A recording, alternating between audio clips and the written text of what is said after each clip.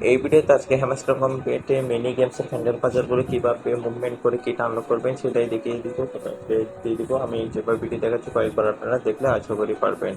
আর যারা কি বটের মাধ্যমে নিচ্ছেন প্লেগ্রাউন্ডের গেমগুলো বটে কোড দিয়ে প্লেগ্রাউন্ডে কীগুলো ক্লেম করতেছেন তাদেরকে বলবো তারা এই বটের কোডগুলো নিয়ে প্লেগ্রাউন্ডে কীগুলো ক্লেম করবেন না, আপনারা পরবর্তীতে সমস্যায় পড়বেন।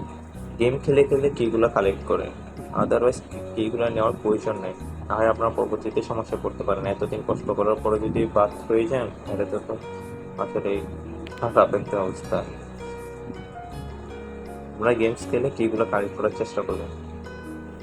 অনেকে আমাকে বলতেছে যে বটের কোডগুলো নিয়ে কীগুলো ক্লেম করলে সমস্যা হবে নাকি, অবশ্যই সমস্যা হবে। তাই আপনারা বটের কোড দিয়ে কীগুলো নেবেন, গেম খেলে খেলেও সবগুলো কোড দেখেন হয়ে গেছে। আজকে মিনি গেমস সলভ আপনারাও করে নেন সবাই।